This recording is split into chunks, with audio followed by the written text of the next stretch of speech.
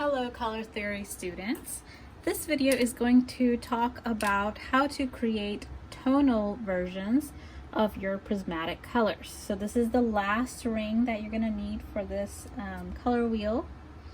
And what I'm doing is I'm going to make the like a neutral gray, and that's what I'm going to incorporate into my colors. Okay, and that's what makes tones. So basically, I have my color wheel here. If I take these colors and add a gray to it, and for this color wheel, I would recommend doing a very medium gray. So maybe like a value 5 would be the best way to go, or value 6. And try to incorporate them into these colors to create tones of these colors.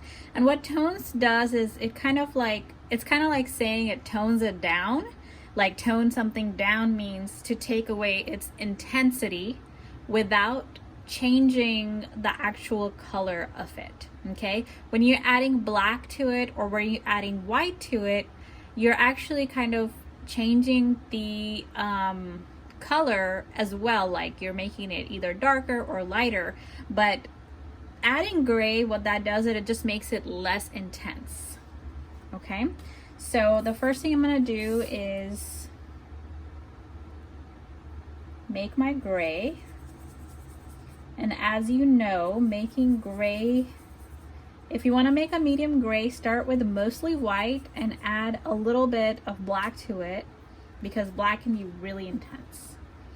And I think that is really good, right? It's right in between value 6 and value 5. I'll kind of bring that closer. Okay, so that's why having this is so important. Having your actual color wheel is so important, especially for this class is all about color, so you have to have some kind of reference that you can use.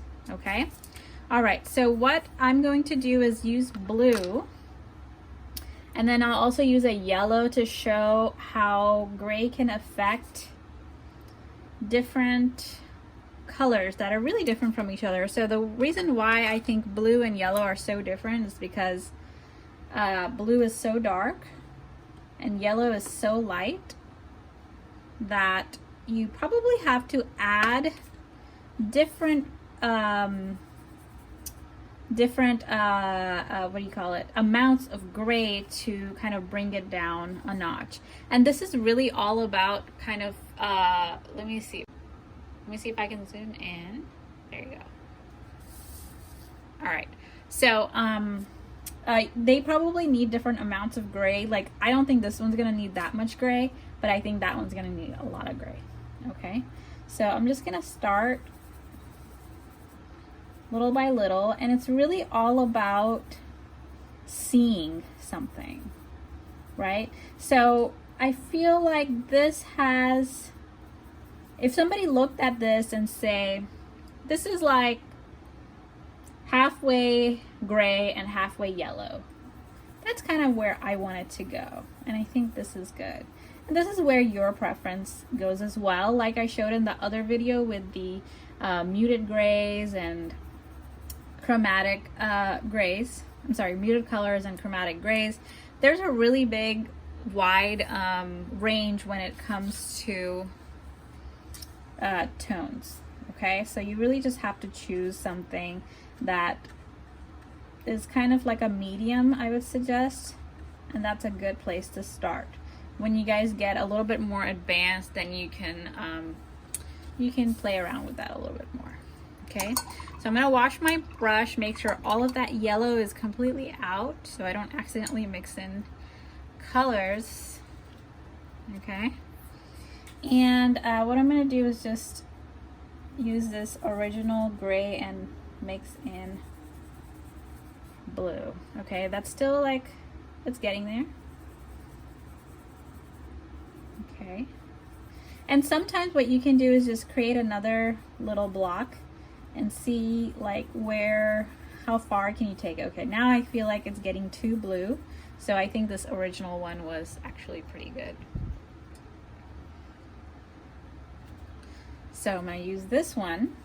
I would say it's halfway between blue and gray and use that for my color wheel. Uh-oh, I added too much water to it, but you kind of get the point. Okay?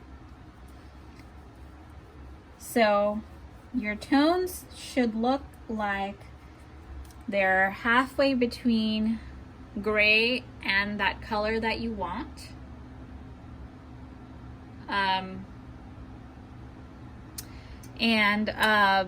That is not the physical amount of color, but it's the visual amount of color, right? So you should already know by now that if you just like physically place color like half and half, that's not gonna give you the visual half and half, right?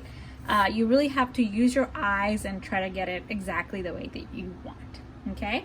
So you're gonna take all of these colors, and what I would suggest is make your value 5 or value 6 gray. Make a lot of it and just put it on the side, and then start incorporating it into these colors.